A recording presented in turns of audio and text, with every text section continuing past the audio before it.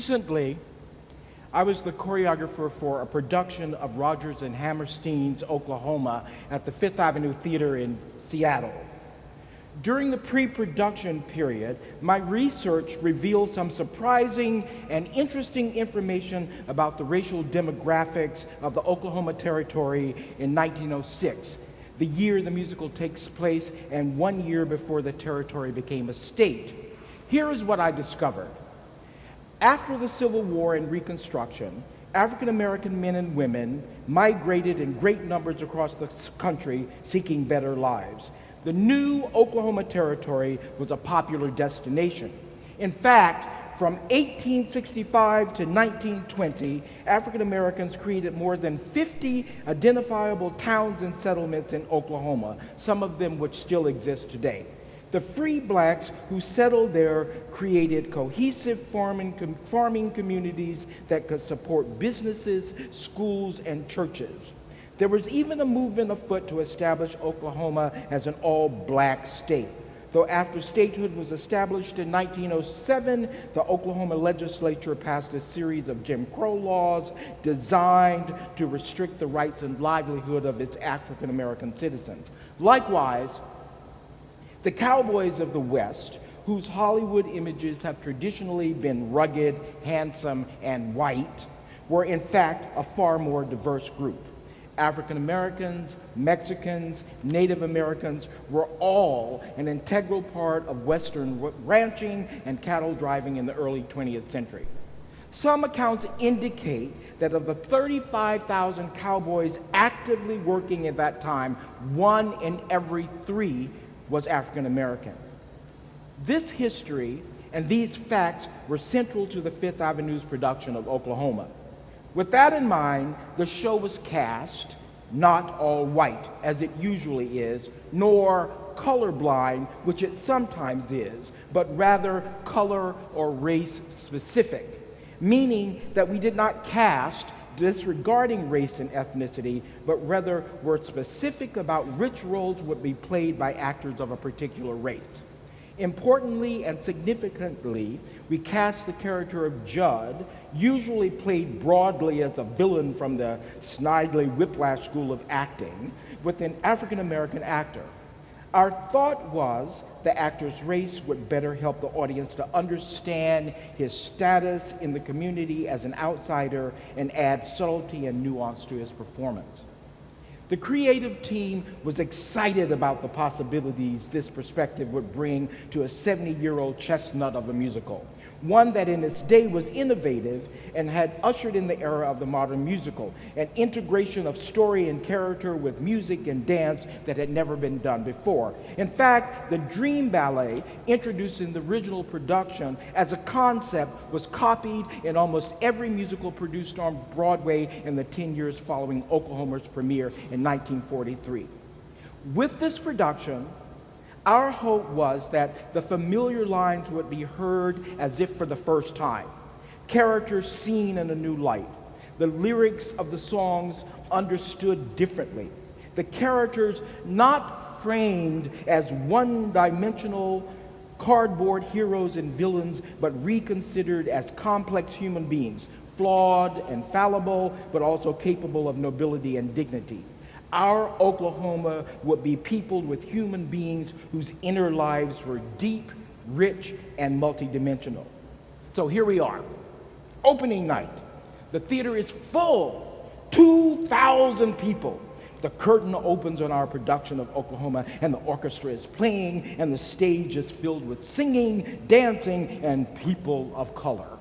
Applause, applause, applause, and the obligatory Pacific Northwest standing ovation at the end.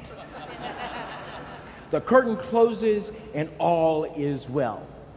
Wrong. Well, right and wrong. While generally there were rave reviews for the acting, the singing, the dancing, and the scenery, there was a bit of controversy. Oklahoma at the Fifth Avenue Theater is racist, read the headlines. It went on to say, audience members squirmed in their seats. They're seeing on the stage one of the ugliest stereotypes in our history, an imposing black man ravaging a petite white woman. The white hero all but urges the black judge to hang himself and even pantomimes the act, a clear reference to lynching. The dream ballet in this production has a sinister and sexual tone and ends with the black judge dragging the white Laurie away to be raped. One critic noted that the casting choice, despite its purported rationale in a greater historical accuracy, likely indicates some historical license taken when an African-American farmhand is allowed to escort a white woman to a dance. Another critic, maybe some people weren't ready for the casting choice and left with not so much as a song in their head, but a question in their heart. While yet another critic concluded that the casting choice is simply distracting and forces an uncomfortable racial subtext onto underlying material that doesn't support the weight. What followed were over 10,000 comments on the Fifth Avenue's, the Seattle Times, and other websites about the racist production. The press was quick to respond, and requests for TV and newspaper interviews and appearances on morning talk radio shows followed. The Fifth Avenue responded by holding a series of post-performance discussions and a town hall-style meeting to give audience members a chance to comment and voice their opinion and what they had experienced. At one of these post-performance discussions, a woman, a seasoned subscriber to the theater, stared David Armstrong, the producer, in the eyes and said with barely suppressed rage, and this is a quote, "We don't go to the theater to think or for ideas. We go to be entertained."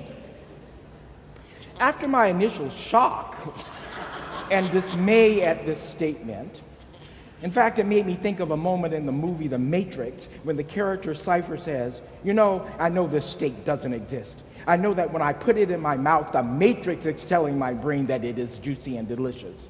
After 9 years, you know what I realized? Ignorance is bliss.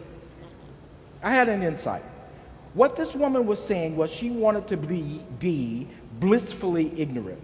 She was angry with us for waking her up. They say that people who overdose on heroin when revived often are angry. Their best high ever, dead, was taken away from them, and they are pissed off. Patrons told us that the production made them feel uncomfortable. Some of that had to do with, I believe, the production exposing deep and unacknowledged racial attitudes and beliefs among Seattleites who think of themselves as being progressive. And for more conservatives, the debunking of a mythological white Oklahoma. But perhaps more importantly, what most people were experiencing, I say, what they were really feeling was their aliveness. And being aware of your aliveness is indeed uncomfortable. And making us aware of it is perhaps one of the things that art does best. Many people had arrived at our production of Oklahoma thinking they were going to get the comfort food of American musicals. But instead, they got the most challenging of American cuisine, race and sex served on a platter of ideas. All of this led me to ask, what do I think art should and can do? And what role should it play in our society? Well, to begin with, I do not think it should just entertain. Not that I have anything against entertainment, but entertainment is like the dessert part of a meal. And most of the time, I want some real food, something to stick to my emotional, spiritual, and intellectual ribs. I want a theater, a dance, and art that wakes me screaming from my everyday somnambulism. Art that complicates my thinking and disturbs my complacency. I want art that frightens, propels, shames, and inspires me into action. Something to get me up in the morning with enthusiasm and to think about things other than those related to procreation. There are three things I want in terms of the arts' role in our society. One, I want the arts to not be marginal and thought of as being ancillary, but rather to be central among community activities. 2, I want the arts to be an integral partner in the civic dialogue that considers what promotes healthy communities. And 3, I want the arts to be considered part of the solution to the challenges facing our society. This means that artists must make work that challenges expectations, call forth strong emotions, deep feelings, and thoughtful responses. Art must encourage audiences to look at issues that are tough and difficult and to consider their personal relationship to those issues. Artists must serve as investigators, instigators, and provocateurs. Artists must make work that challenges, complicates thinking, alters perception, questions values, and cause us to consider how we might be more engaged in the world, indeed more alive. I want a world where people cannot imagine their lives without music, dance, theater, and museums. The places where one experiences these art forms are known and central to the community's activities. And when we are in the presence of art, our lives and our world is reimagined, bettered, and transformed. The Fifth Avenue Theater's production of Oklahoma had unexpected and sometimes painful outcomes. I assert it was an enlivening and transformative experience for all those that encountered it, whether they wanted it to be or not.